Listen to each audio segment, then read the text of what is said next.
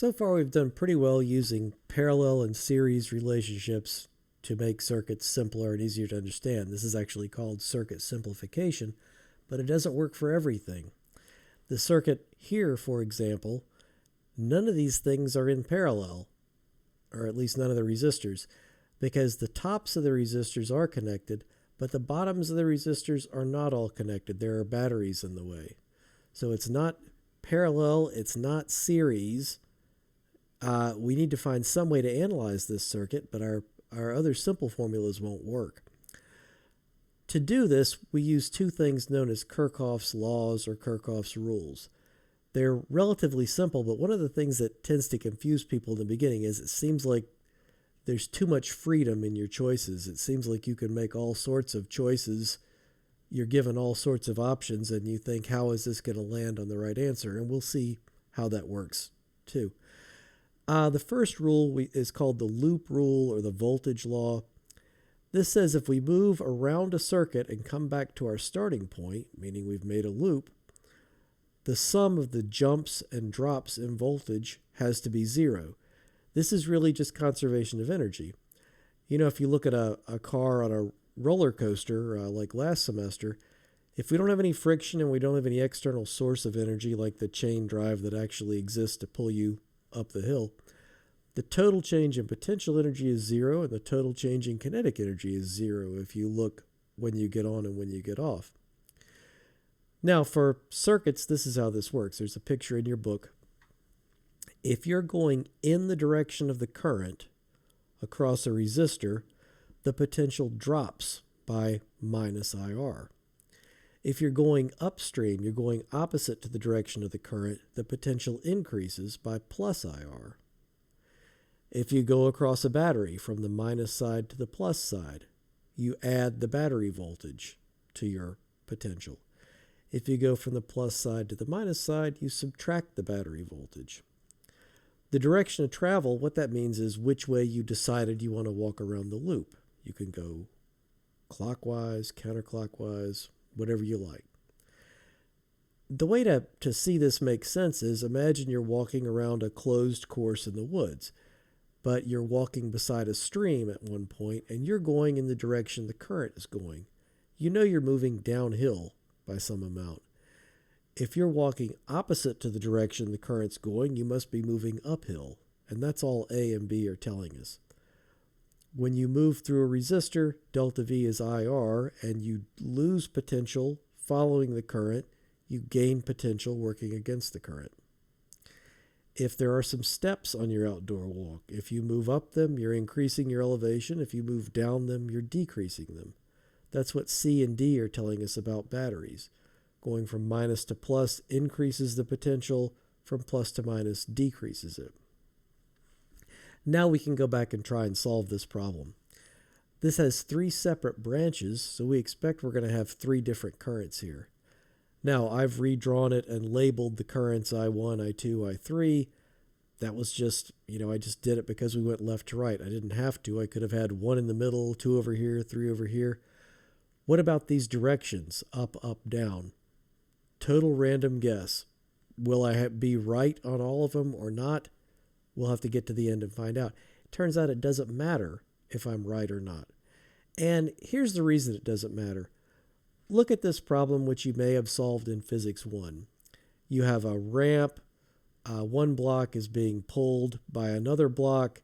There's some angle here. Maybe there's friction. Maybe there's not.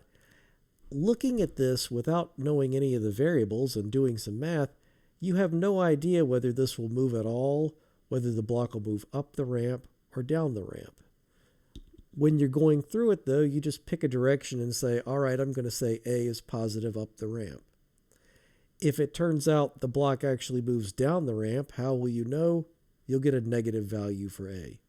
This is exactly what's going to happen here. We've picked these values, and it makes no difference what you choose. You just have to remember what you chose.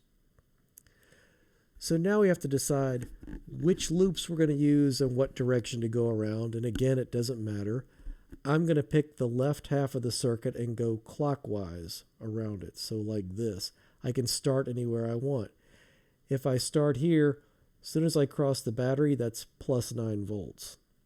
Then I've got minus 3,000 ohms times I1. I have no idea what I1 is. When I come around here, now notice I'm going upstream. So I have to add 750 ohms times I2. Then I come back to here, I'm back to 0. So the equation I get is 9 volts minus 3,000 ohms I1 plus 750 ohms I2 equals 0. This is one equation. We're going to need two more since we have three unknowns. Now I'm going to use the right half of the circuit and go counterclockwise and start from the lower right corner. There's no logic or reason behind any of these. I can start from anywhere. I can go whichever way I want. If I start here and go counterclockwise, first I get plus 12 volts. Then I'm going upstream across this resistor, so plus 1,000 I3. Go around here, I'm going upstream here again, plus 750 I2. I come back to my starting point. So my next equation is this.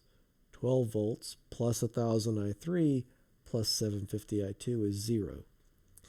Now I look at this, I've got two equations so far, but I do have three unknowns, I1, I2, I3. It's very tempting to say, well, you know what, I've got one more path here I could take. I just ignore the middle wire, and I've got one more loop that goes around here, clockwise, counterclockwise, whatever. Turns out you can't use that one. You could have used that and one of these, but you can't use these three loops. The reason is something called linear independence, which you probably haven't heard of, but what it means is we need as many equations as variables. So, for example, if I give you this equation, you know that there's an infinite number of solutions. Whatever number I put here, I can find a solution for y. We need another equation. We need two equations to solve two unknowns. What if I said, okay, here's your second equation, 6x plus 10y equals 20. Now you've got two equations, two unknowns. It won't work, though, because all I did was double this one. I didn't give you any new information. This is not independent of this. So I still couldn't solve it. I need some other source. So I could take the outside loop instead of the left loop or the right loop, but I can't take all three of them. All I get is the same information I would get from two of them. So to get our third equation, that's where Kirchhoff's current law comes in, sometimes called the node rule. Just for terminology's sake, a node is a place where two or more wires meet. And here what we really need is a place where three or more wires meet. That's called an essential node, if you're curious. The reason this is important is we can say two wires meet anywhere. You pick any point on the circuit, like right here, I can imagine cutting it and saying, oh, those two wires meet right here. So every point is a node, if you want to think about it like that. Anyway, when we're talking about this essential node, this rule says the sum of the currents entering a node is 0. We could also say the sum of the currents leaving the node is 0. Or we could say the sum of the currents entering equals the sum of the currents leaving. All this goes back to conservation of charge. However many electrons go into a point, that same bunch of electrons has to leave it, or we're going to get charge buildup, which means we're making a capacitor, and eventually the current will stop. We've got two essential nodes here, the top center and the bottom center. And it doesn't matter which one we pick. I'm going to pick the top one. Again, no particular reason. We've got current coming in from I1 and I2 and going out at I3. You see I1 and I2 both flow into this and I3 flows out. So my equation is going to be I1 plus I2 equals I3.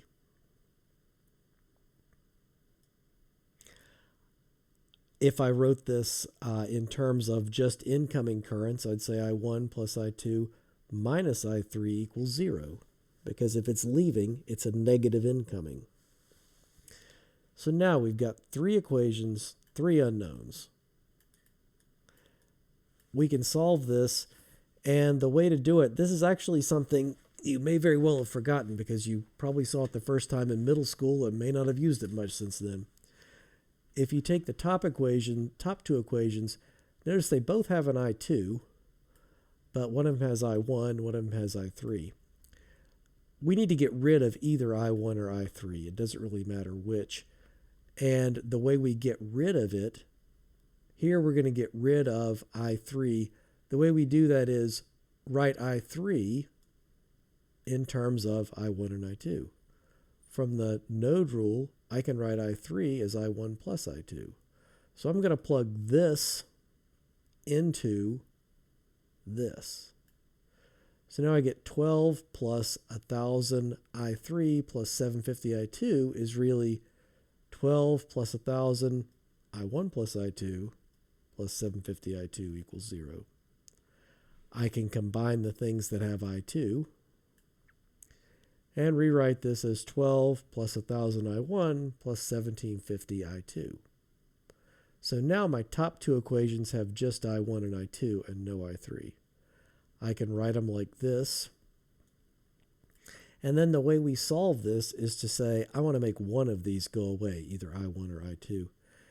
The quickest one I can see is I can multiply this by any number I want. I just have to do it to every piece of the equation.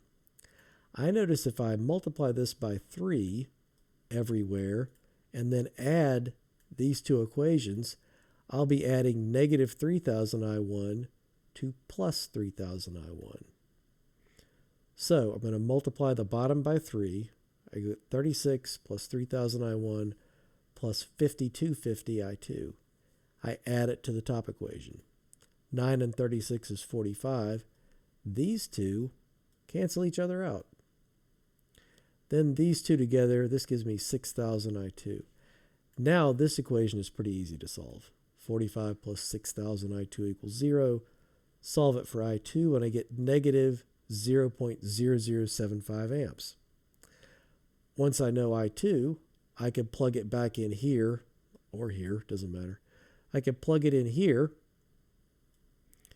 and again, I end up one equation, one unknown.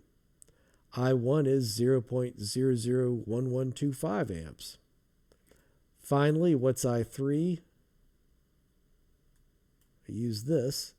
I just add I1 and I2. And I get negative 0.006375 amps. Notice that I1 is positive, I2 and I3 are negative. That means I only got the direction right for the first current. I screwed it up for 2 and 3. But again, it doesn't matter. Note that we can use any of the three versions of the KCL.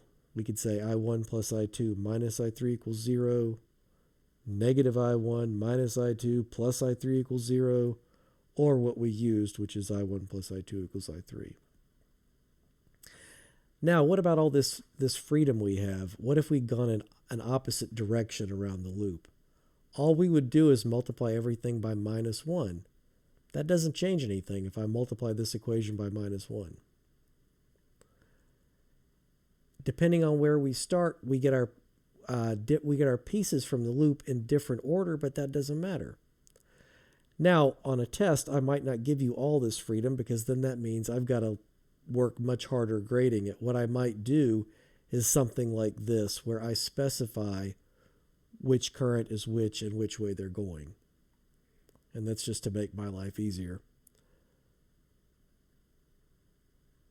And this is the reason why we have so many different options, because there's so much we could do, and all we're doing is reordering terms or multiplying by minus 1.